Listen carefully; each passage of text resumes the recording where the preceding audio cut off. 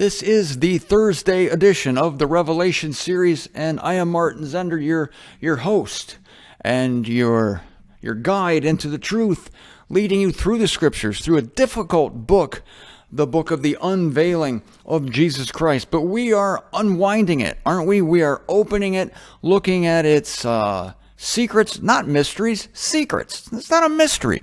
Mystery is something you might never figure out. A secret is something you don't know until it's told. And now we are learning things. And we're on chapter 14 already. And we're moving through chapter 14. And pretty soon we're going to be in the next chapter, which would be, yes, just as I suspected, chapter 15. Now, people wonder how the earth can get so degraded.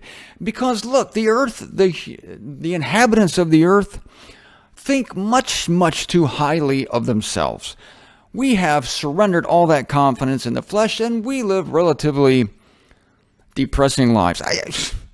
I don't mean that, or do I? Let me think about this.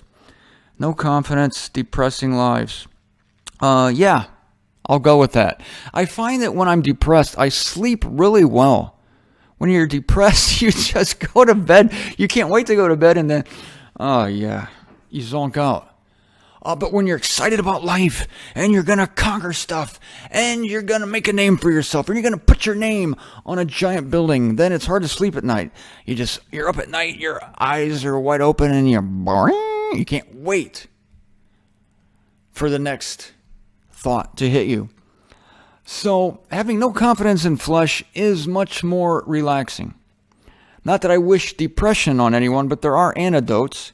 I said that the solutions to life were simpler than we originally thought, that we don't need medical doctors for the most part. We don't need professors, and we don't need pastors and priests. Sometimes all you need is a can of Ready Whip. Shoot it directly in your mouth.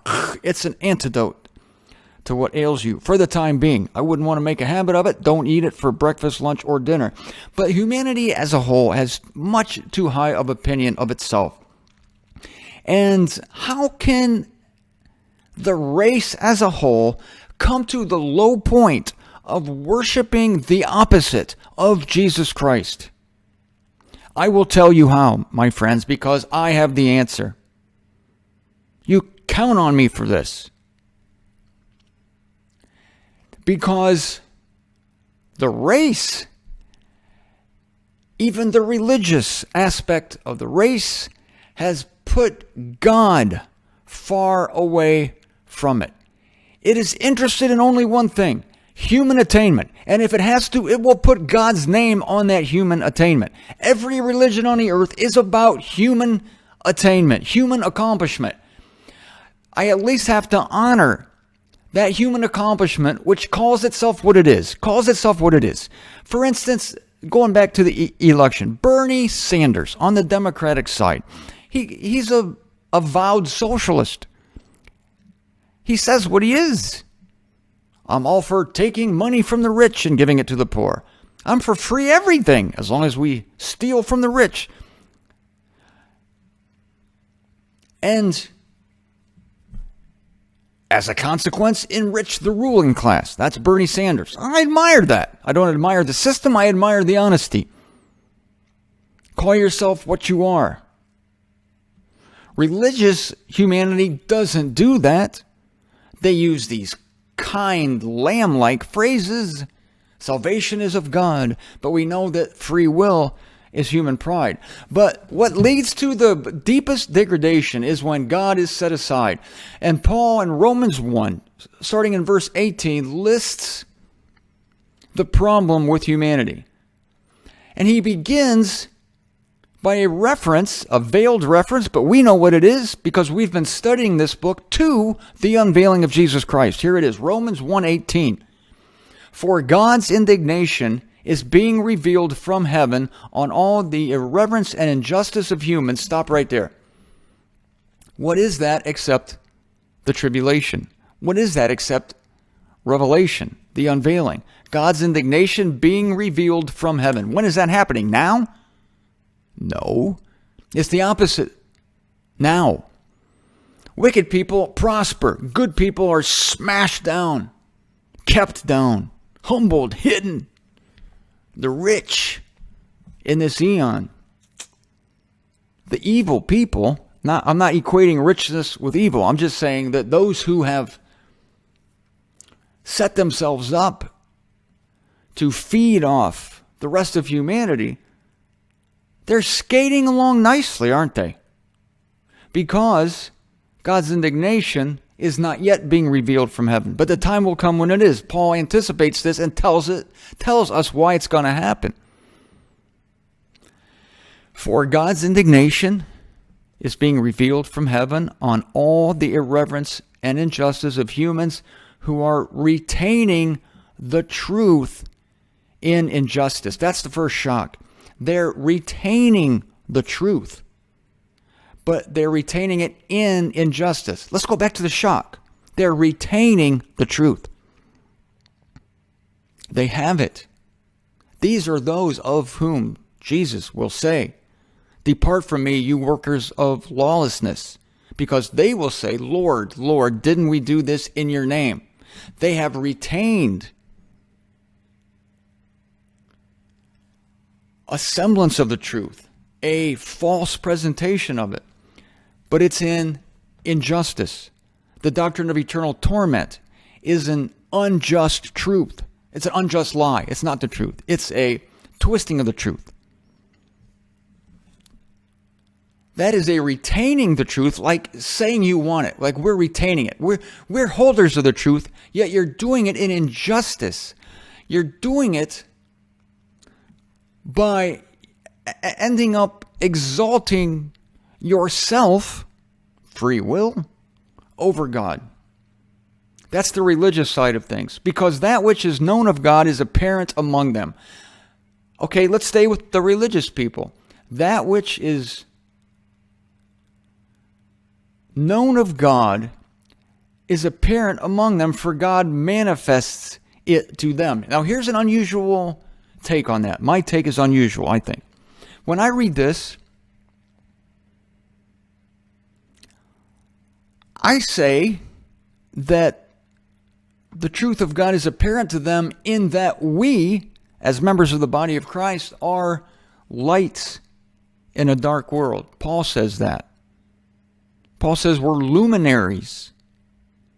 The world speaks of its luminaries. Stars, celebrities, politicians, athletes, luminaries. But we are the true luminaries.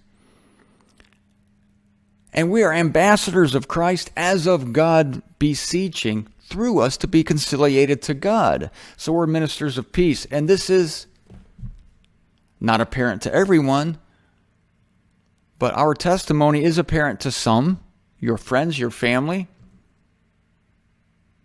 God is apparent among them, for God manifests it to them in the form of your presence, your words, your influence. What's the result? Nothing. Because the truth is retained in injustice. It delights in a system of injustice, where a few brief years of sin are punished with an eternity of torment. That's injustice. A Christ who came to save the world and failed, a God who purports to be just and proposes a remedy to sin, can't do it. Injustice. Now we get to the world, for his invisible attributes are described from the creation of the world, being apprehended by his achievements, besides his imperceptible power and divinity. So he has imperceptible power and divinity. He's divine, and it's seen in his creation. But look at this phrase, being apprehended by his achievements. I think of the verse in Paul, Ephesians chapter 2. For his achievement are we, prepared ahead of time for good works. His achievement are we. We're his achievement just as much as Neptune is, the sun, the mountains. And Paul talks about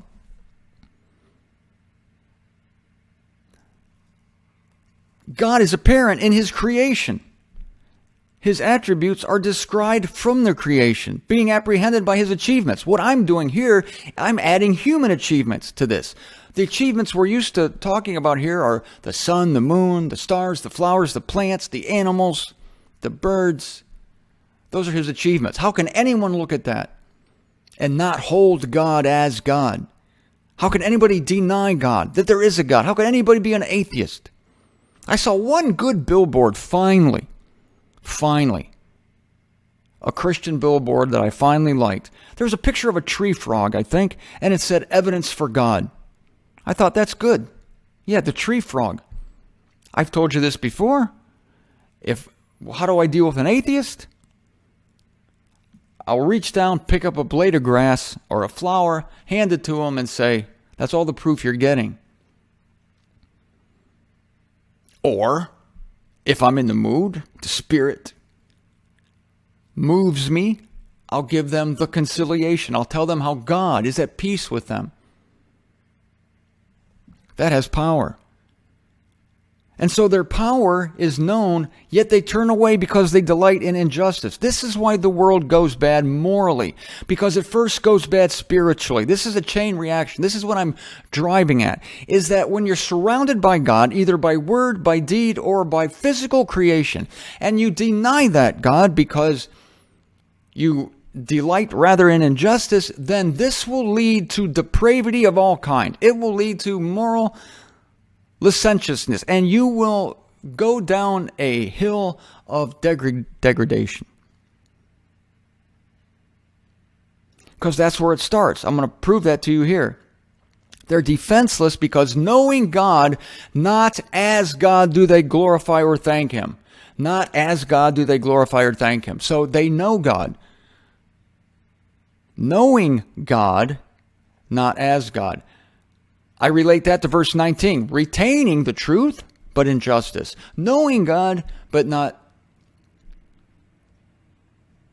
glorifying Him as God. But rather vain were they made in their reasonings. They're thinking their own thoughts. And darkened is their unintelligent heart, alleging themselves to be wise. A throwback to yesterday. Religion, medicine, education, the priests, the doctors, the professors, professing themselves to be wise. What? They are made stupid, and they change the glory of the incorruptible God into the likeness of an image of a corruptible human being. They think that they're God.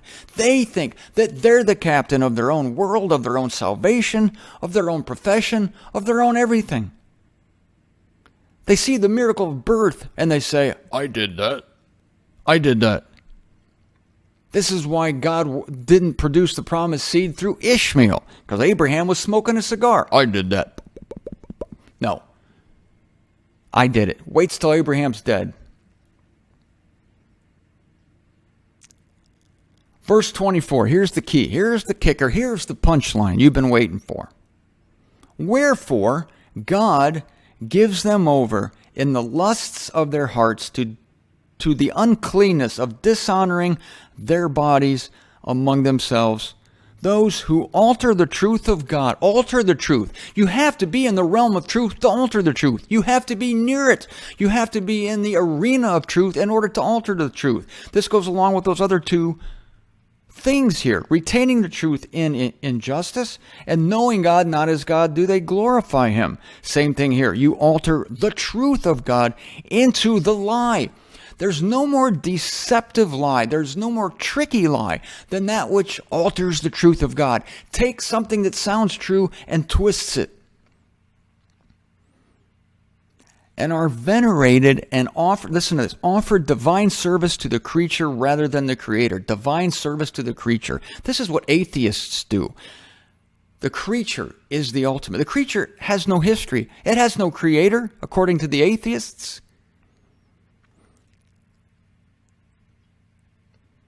And the Christians, while they won't do that, well, some of them will do. I know several Christians who believe in evolution. Are you kidding me? Nothing has ever crossed species. Nothing came from nothing. God created everything in Himself through Spirit. Verse 26, therefore God gives them over to dishonorable passions. So here's where it starts. Not recognizing God as God. And therefore God gives them over to dishonorable passions. That's where it starts. That's how humanity is going to get to the place where they are ready to receive the man of lawlessness and do it happily and willfully. Because they have been groomed, they have been trained to drive God out of their consciousness. Even religions do this. Well, they have God before them, they have his name, but there's nothing behind it but injustice. It's the tombs of the dead. This is going to lead to the worldwide worship of the wild beast.